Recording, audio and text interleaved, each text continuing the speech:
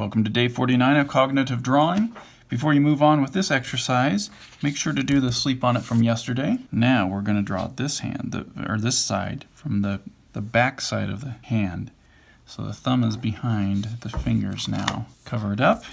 Let me just look really quick. I don't know. Okay, so this is the middle finger. Okay.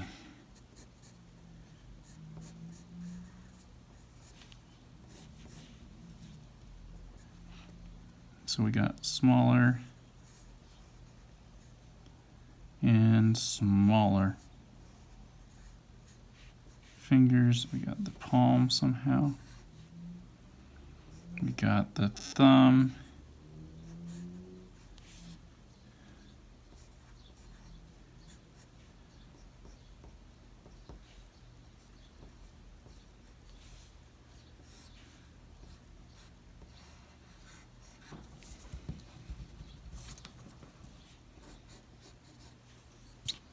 Okay, that's about as good as as far as I could spend a lot of time polishing that, but we want to make sure we're drawing it right. So that's kind of where I'm at.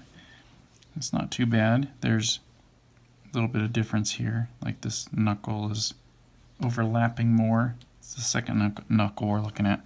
Okay, well, now we know to draw this slightly differently.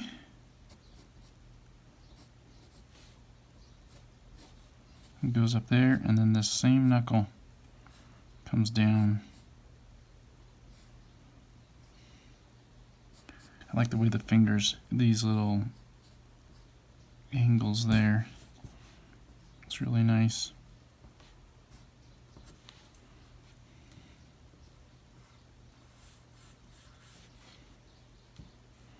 Kind of almost dips down a little bit. It's not just a straight line. Well, up here it doesn't show it as much, but in my drawing I did.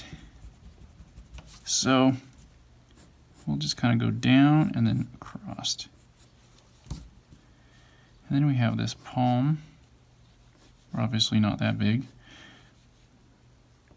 Kind of ties, oops, I'm looking at that instead of the drawing. Well, I guess that's okay. That's what it's there for.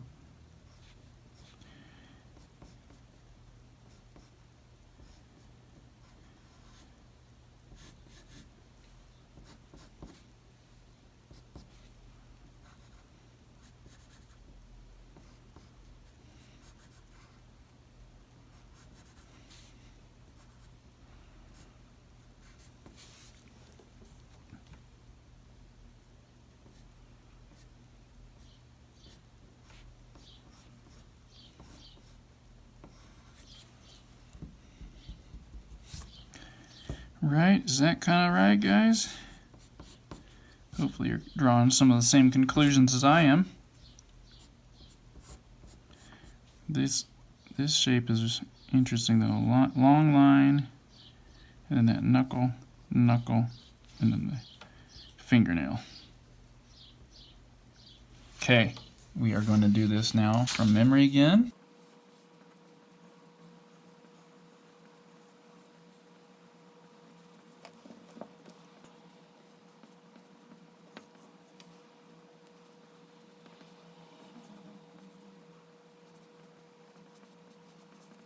I don't remember a lot of those specifics of those little shapes under there, but I think I got the general concept. Let's see. Yeah, I think we got kind of the general concept. This, I'm almost treating that as a knuckle, though, and I shouldn't.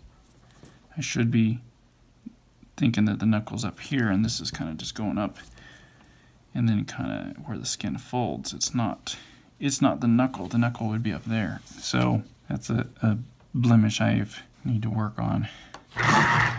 Okay, let's try this again from reference.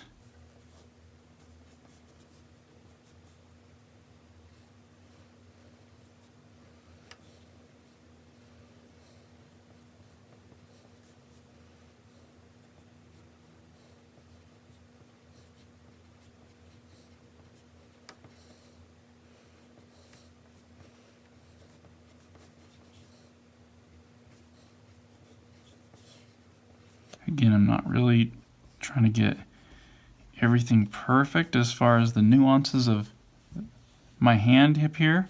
I'm just trying to get the concepts of the hand. What makes it look like a hand? I'm trying to just focus on those.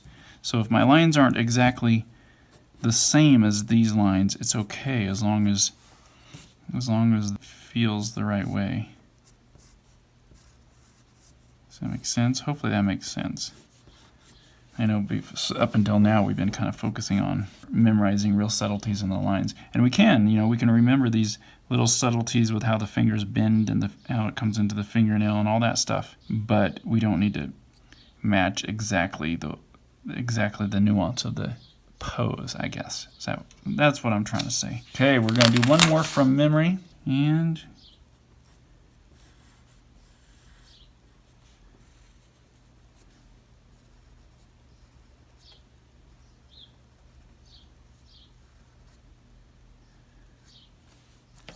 oops. Need to put another finger there.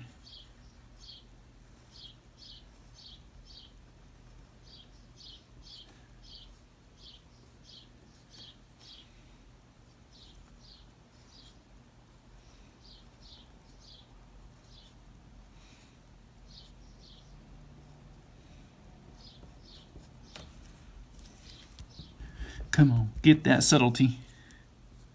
Comes in.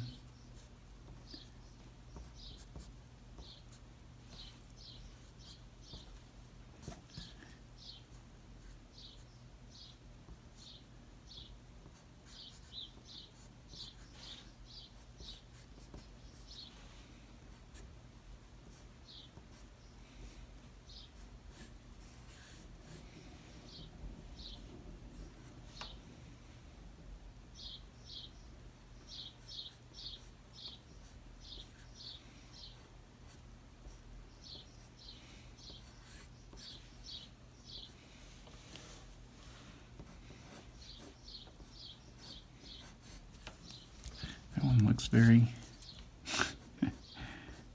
very off. But you know what? I'm pretty happy with that. The fingers are a little kind of fat in some places. They're this is like could be moved up a little more closer to the edge there and all that stuff. But I'm pretty happy with what I'm retaining. There's some complexities that I'm retaining. One thing I totally didn't get this time around, didn't think about at all, is how this here has kind of two different sections. This foreground section, here, let me just work on it. This foreground section with the back of the poem, and then this section that's kind of more in the background where the thumb is attached to. Breaking that up into two different parts. Didn't quite focus on that at all. Wasn't even thinking about that this time around. Next time, I'll definitely be thinking about that. Okay, that's the end of day 49. We will see you tomorrow as we do more cognitive drawing of hands, and we'll do the sleep on it. All right, see you tomorrow.